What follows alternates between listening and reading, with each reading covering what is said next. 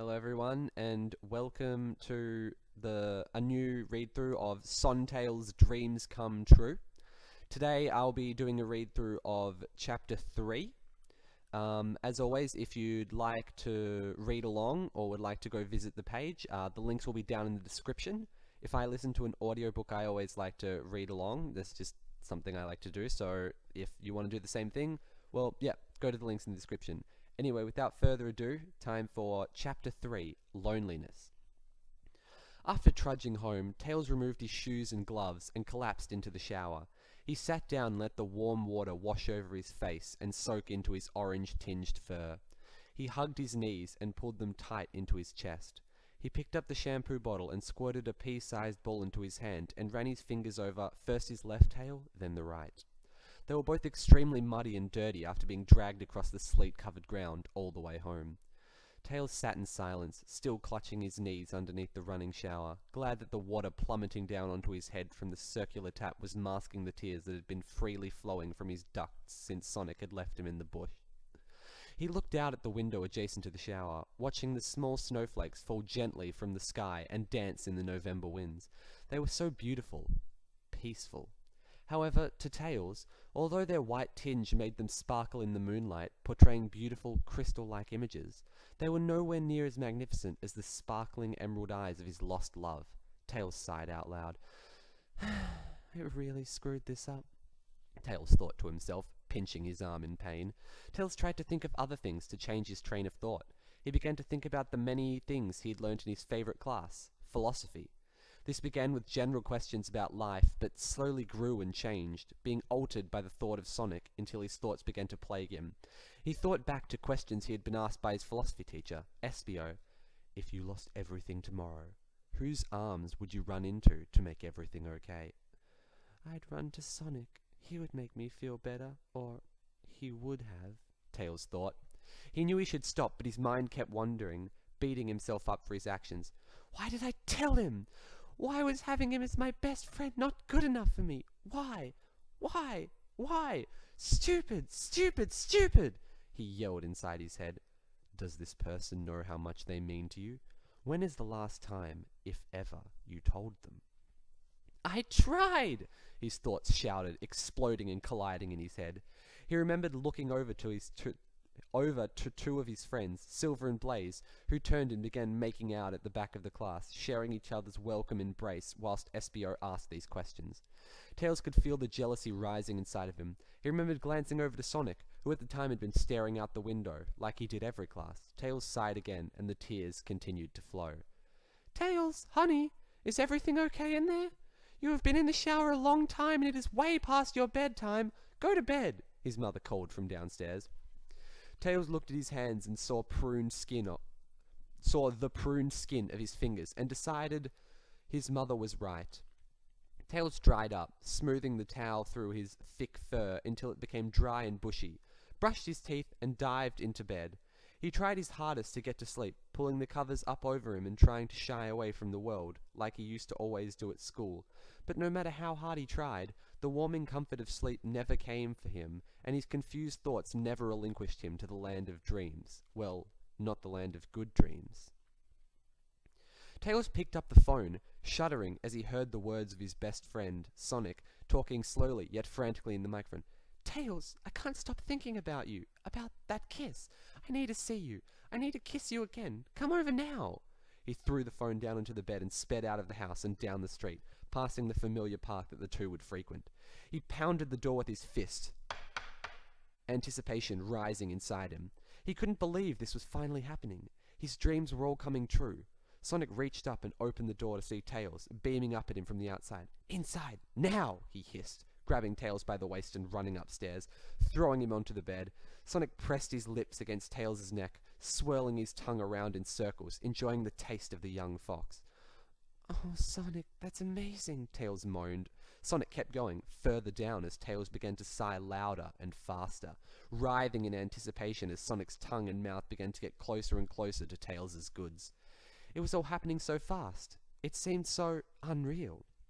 Just as Sonic had passed the kid's belly button, he quickly pulled his head up and began laughing hysterically. What's wrong? Did I do something wrong? Tails asked, confused and watching over him. You are so gay, Sonic laughed, tears falling from his eyes as he couldn't contain any longer. What did you think I was going to do with you? He mocked continuously. Gross!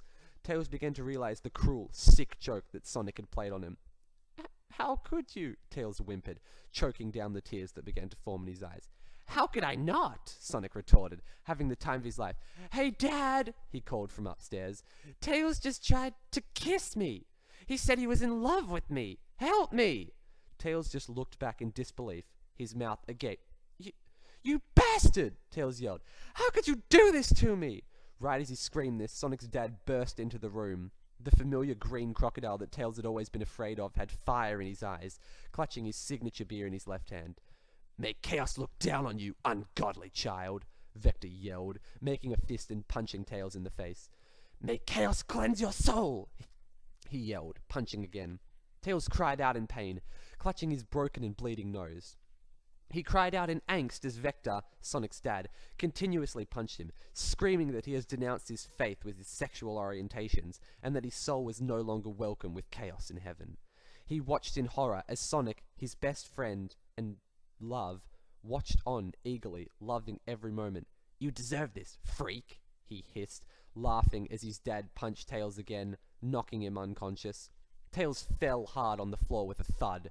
He screeched in pain as his mother came rushing into his bedroom. Tails was sprawled out on the floor. Sheets littered the room everywhere. Honey, are you okay? She asked, concerned. Just a bad dream, Tails replied, wiping sleep and a little bit of blood out of his eye. You look horrible. Did you sleep at all? Maybe you should stay home today, his mother replied sweetly. Tails simply shook his head and walked downstairs. As much as he loved learning, any excuse to not have to deal with the bullies at school was a welcome one, but he needed to confront his friend, his love. That's my little trooper, his mother called out lovingly as Tails flew out of the house and down the street. A small layer of snow lay on the ground, covering the grass and cement. Tails was glad for his twin tails, allowing him to hover above the ground so that the wet snow didn't soak his socks. He arrived at the park, waiting for his friend. When Sonic didn't come, he glanced down at his wrists and watched, and his wristwatch, and saw the time. 8:15, it read. Sonic should have been here 5 minutes ago, like we do every morning before school. Maybe he didn't want to see me, or walk to school with me anymore after last night, Tails thought. He began walking to school, too depressed to continue hovering, after realizing that Sonic no longer wanted anything to do with him. He sledged through the snow, his socks becoming damp, wet, and uncomfortable. When he arrived, he simply walked to his first period class and sat down at the back, burying his face into a book to mask his sadness from the rest of his classmates. Tails refused to look up from his book until he heard the familiar sound of the brass bell chiming, signaling recess time. I need to find Sonic. I need to talk to him or I'm going to explode, he thought to himself. Hey, Tails! Wait up! A voice called out from the other end of the hall. Tails span around on his heels and saw a small, cute, 13-year-old rabbit and a blue and yellow chow hovering next to her in front of him. Not now, Cream. I need to find Sonic, Tails dismissed, waving her away with his hand. But he wasn't in homeroom today. The teacher said he stayed home. I think he's sick, she said softly. Tails felt bad for dismissing her so quickly, but the feeling of his heart dropping in his stomach as he realized his cobalt friend faked sickness to avoid him at school made his feeling of depression and insignificance even greater. Are you okay? You seem sad, she chimed in. Tails stared at the ground, refusing to look up at her. Come on, let's go eat, she smiled at him and took his hand, sliding her fingers between his. Tails suddenly recoiled, wrenching his hand from hers and putting it aside. I'm sorry, Tails, she said, looking up at him with her glistening eyes. Although Tails was small, Cream was the only other person in the younger year level who was shorter than he was. She was in the year level below Tails and had been his best friend until he first met Sonic back when he was only 10 years old. Although she didn't get to move up a year with him, she was still one of the only people, other than Sonic, who Tails felt confident to tell anything to. Well, almost anything. Trouble in paradise? A voice mocked from behind the two teenagers. The two turned around and saw a big, tall, black hedgehog with red stripes through his upward tilting quills standing before him.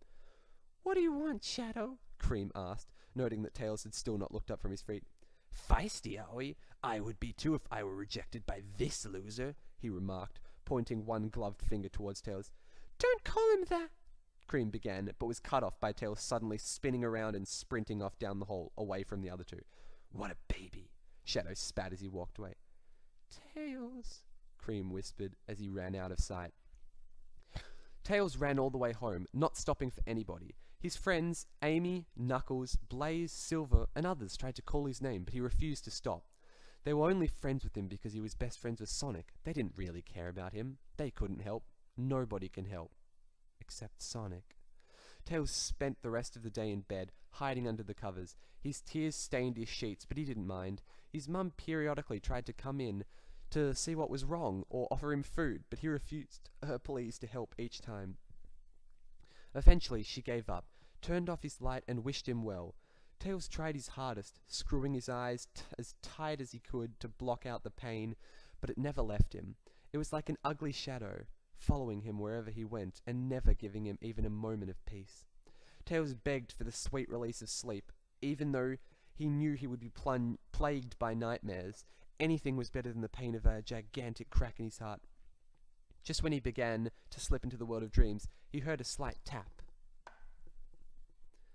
Probably nothing, he thought to himself. He heard the noise again, and then again, louder this time. Tails got up and parted his curtains slightly to get a peek at what was making the noise. A small pebble smashed against the window pane, startling Tails slightly. He looked down and saw Sonic, standing outside his window in the freezing cold, snow gathering around him. He looked horrible.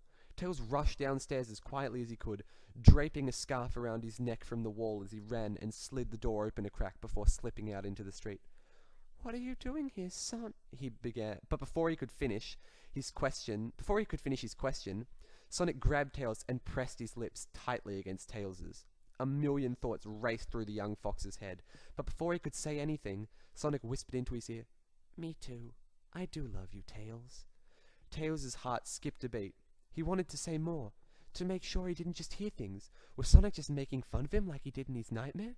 Did he really feel the same way? Yet, before any of Tails' thoughts could escape his mind and transition into words, Sonic sped away, utilizing his amazing speed, and left Tails standing alone in the cold, snow-covered street. That's the end of Chapter 3. Thanks for listening, and as always, links will be in the description. See you next time.